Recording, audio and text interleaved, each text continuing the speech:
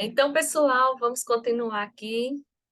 Vamos agora conversar um pouco mais sobre as correntes, né? Como a Lucy organizou, né, as correntes para poder a gente compreender esse modo, né, como ela fez essa organização, né?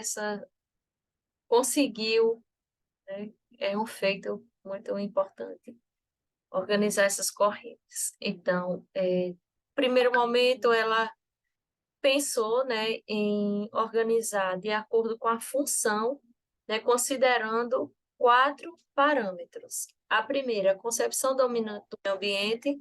A segunda, a intenção central da educação ambiental. A terceira, os enfoques privilegiados. E o último, os exemplos de estratégia ou de modelos que ilustram a corrente. E, finalmente, a sistematização que ela fez, né, teve um propósito teórico e traz para a gente uma discussão também crítica mediante as correntes. As primeiras correntes que ela organizou, né, a primeira, vamos para o início, né, de tudo. A primeira, ela se denomina a corrente naturalista. Então, vejam, para a gente entender também essas discussões, a gente precisa pensar no tempo histórico.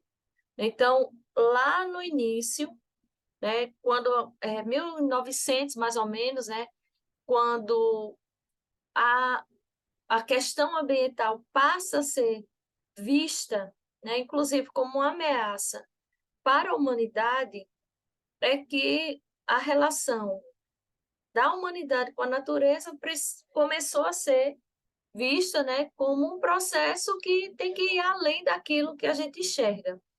E aí, nesse momento, né, essa corrente naturalista ela vai aparecer com um enfoque, né, que é cognitivo, ou seja, é aquela que a gente tem da compreensão já do que é natureza, mas também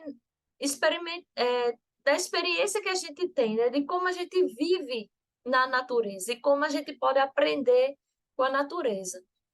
Então, foi visto que as ações que a gente tinha era exatamente porque a gente não as ações degradantes, né, é justamente porque a gente não estava mais com esse elo tão forte com a natureza.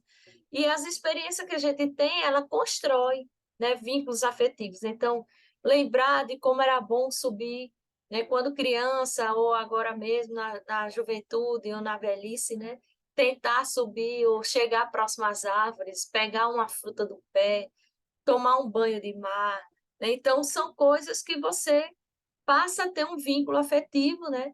Mas também muitas vezes espiritual e até mesmo artístico, né? Que vai ressaltar a criatividade humana em relação à natureza, né? Então, como são bonitos aqueles quadros que são de paisagens, né? Umas paisagens bem bucólicas, de uma casinha ali, naquela imensidão de verde. Então, tudo isso traz para a gente também uma saúde mental, né? De um sentimento bom, de momento prazeroso. Então, essa corrente naturalista, ela também é vinculada muito a essa questão de qual valor que a gente dá para a natureza, né? E como esse valor ele pode ser repassado, né, a partir de saberes, de vários saberes, de saberes que a gente obtém a partir dessa relação com a natureza, né? Como, por exemplo, a agricultura familiar tem um vínculo muito forte, né, com a natureza o tempo inteiro. O agricultor familiar muitas vezes sabe como lidar com a natureza, né? O que plantar ali, a que espécie, que a outra não vai corresponder bem. E ele tem aquele vínculo afetivo, né? Então, quando se coloca a natureza também como um elemento, né, na corrente naturalista, tem outro momento que vai dizer, olha, presta atenção, nem todo mundo sabe lidar com a natureza, nem todo mundo tem esse vínculo afetivo, nem todo mundo desperta para esse lado espiritual, muito menos dá atenção ao valor artístico, né, só quando adquire ou compra, né, um quadro para embelezar uma sala, mas não quer ter esse vínculo, essa imersão, né, própria. E aí vai dizer, olha, veja, muitas vezes a gente pega essa corrente naturalista para também pensar numa ação intervencionista. né? E mais ou menos foi o que o norte-americano Stephen Van Madden, ele começa a colocar, né, que essa corrente ela também despertou para dizer, veja, nós precisamos de educação para a Terra, né, para a gente compreender melhor essa Terra, né, para a gente ver, inclusive, como a gente faz um diagnóstico para perceber como essa educação ambiental ela pode também estar numa centralidade para resolver problemas, né? E aí, Darlene Clover e colaboradores, segundo as leituras de Salvé, vai destacar também, né, a importância de considerar a própria natureza como uma educadora, né, como um meio de aprendizagem. Então, a gente pode pensar numa educação ao ar livre, né? A gente pode pensar que essa educação ela é um meio eficaz de a gente aprender sobre o mundo natural, né? E para também a gente pensar que os direitos inerentes à natureza, ela existe por e para ela mesma, né? É um papel do lugar num nicho do ser humano que define apenas perspectivas éticas, né? Então, a gente tem que pensar que a natureza, por ela só, ela tem o direito de existir, né? E nós temos que agir eticamente para dar à natureza essa condição dela existir independente de nos servir, né? De ser para nos servir. Então, a corrente naturalista, ela também traz as pessoas para ter essa educação, essa aprendizagem de fazer uma imersão na própria natureza para aprender com ela e a partir dela, né? E, inclusive, para a gente pensar, né, como isso depois vai contribuir para que a gente pense. Olha, nós precisamos pensar num outro tipo de corrente, né, que essa corrente é, a gente fala, né, conservacionista, né, a recursista. Então, essa corrente, ela vai dizer, bem, nós já temos experiência de pessoas que fazem uma imersão, mas, no entanto, é conhecer para degradar, né? É conhecer para saber o valor, para poder vender. Então, aí tem uma outra corrente que diz, olha, presta atenção, nós precisamos, então, pensar na conservação dos recursos, né?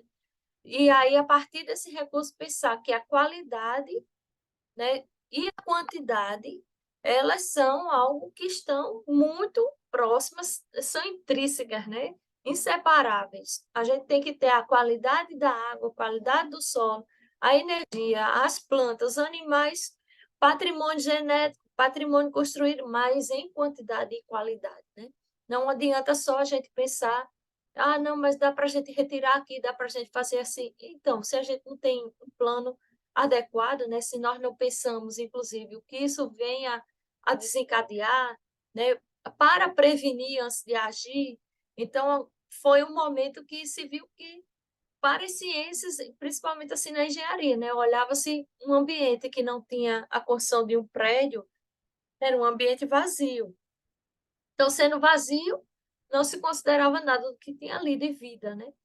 E aí, foi um momento de pensar, olha, que tal pensarmos na educação para a conservação, né? E pensar essa educação para a conservação é exatamente a gente pensar que a educação familiar, a educação comunitária, a gente vai dizer, né, dentro das esferas de educação formal, informal, não formal, elas são meios onde a gente precisa entender que há falhas, né?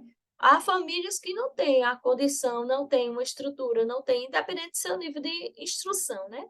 Pode ser de doutores, família de mestre, família independente, mas não tem uma educação ambiental. Então, como que a gente pensa nessa educação para a conservação, independente de você ser pessoas com mais ou com menos níveis de instrução, né? Outra coisa é pensar que a educação para a conservação também foi um momento onde estávamos num boom econômico muito grande, né? Depois de uma guerra muito forte, né? Que deixou muitos rastros nos países desenvolvidos, né? Morte, fome, mas também em outros países houveram, né, consequências dessa guerra, né? E aí é um momento que há também a condição de construção de programas de educação ambiental, né, que foi pensar nos 3 Rs, né, que aí todo mundo já está acostumado, né, na redução, na reutilização, na reciclagem, mas também na preocupação com a gestão ambiental. Então, fazer a gestão da água, do solo, do resíduo sólido, né, que a gente popularmente chama de lixo, a gestão da energia, né, que é um tema que poucas vezes a gente coloca ele no nosso leque de assuntos corriqueiros, né, mas que é muito importante para a gente pensar. Bem, se nós queremos pensar o futuro, nós temos que ter um planejamento efetivo para hoje, inclusive já prevendo, né, construindo cenários para o amanhã. Então, por isso a gente precisa evitar, né? Então, é uma corrente também que ela traz essa contribuição, né, muito interessante, né, de pensar o modelo de desenvolvimento que nós queremos, um modelo de desenvolvimento para colocarmos novas habilidades, inclusive na sociedade, né? Mas também habilidades voltadas, né, para a gestão ambiental e o ecocivismo. Então, são momentos que realmente a gente vê como que foram relevantes, tem hora que ainda se faz necessária, né? E tem hora que ela é só um momento que a gente viveu um estágio e que agora nós já estamos em outro. Então, vai depender muito dos comportamentos individuais, dos processos coletivos, né? De quem está à frente de resolver a política pública, de liderar, de que visão que tem, né, para poder a gente saber.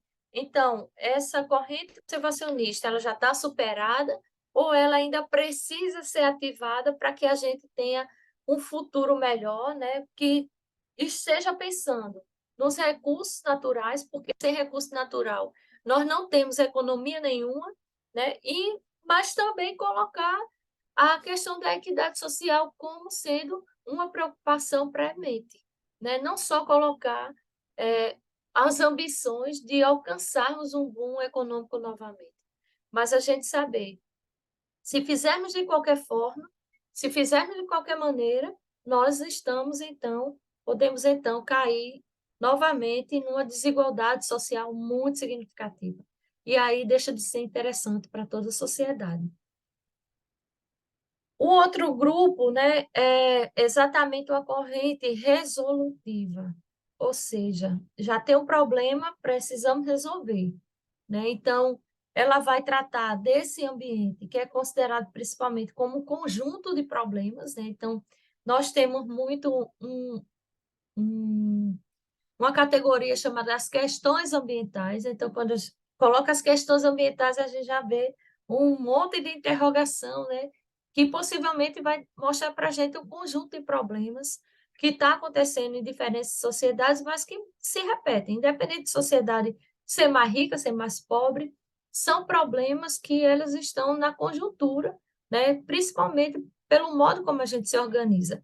Então, essa educação ambiental, ela vai ter uma visão central, que inclusive vai vir muito do que é discutido dentro da Unesco, né, por ser um programa internacional, né, por ter esse programa internacional de educação ambiental que foi elaborado de 75 a 95, mas que apesar de ter ficado lá na história, né, hoje ainda tem muita coisa que a gente precisa voltar lá, revisitar e ver como era avançado e como é que a gente faz no dia de hoje para também colocar em prática.